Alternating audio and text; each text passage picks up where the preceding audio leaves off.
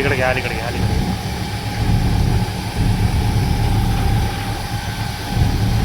Okay चांगला समोर काळा किती लागते ना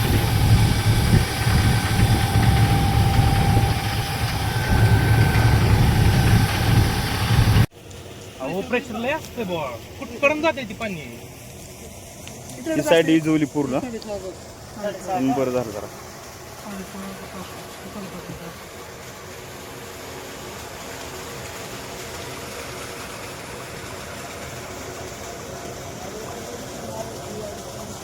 चालू एक ना थोडा इकडं राहिले एक ठिकाण थोडा चालू थोडा लवकर चालू चालू थोडा गेले मोटर ओढत ना पाणी अर्ध्याच्या वर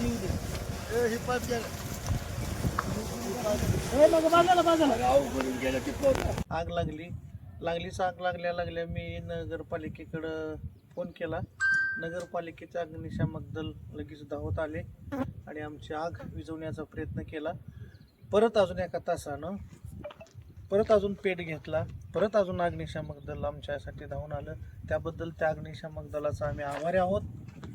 धन्यवाद. आणि तुम्ही पत्रकार बंधू आहोत त्यांचं सुद्धा आम्ही आभारी आहोत. यशवंतराव चव्हाण महाविद्यालयाच्या तर्फे संस्था चालकांच्या वतीनं आम्ही धन्यवाद मानतो. कोणतरी सिगरेट वगैरे ओढून टाकणार, बीड ओढून टाकणार, त्यामुळं सध्या वाळायला गवत आहे. पूर्ण म्हणा हवेनं लगेच आग पसरते, कंट्रोलमध्ये येत नाही. तरी पण आम्ही आणण्याचा प्रयत्न करतो. आज दिवसातून 2 वेळेस आग लागलेली आहे यशवंतराव चव्हाण महाविद्यालयावरती. हो. तर कोणाचा सुरुवातीला फोन आला? सर्वसाधारण पिटूबायांचा फोन आला, नगराध्यक्षांचा.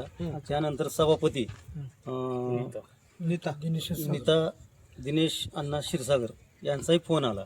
तात्काळ आम्ही घटनास्थळावर हजर झालो आणि आग विझवण्यात आली. किती गाड्या गेल्या तुमच्या? आतापर्यंत 2 गाड्या गेल्या. पहिल्या गाडीत पूर्ण कव्हर केलं होतं. ह्याच्या कॉलेजच्या पलीकडे जवळपास चिटकून एक घर आहे, पत्रा शेड. त्या पत्रा शेडला आग म्हणजे चिटकली होती, ते पण कंट्रोलमध्ये आणली.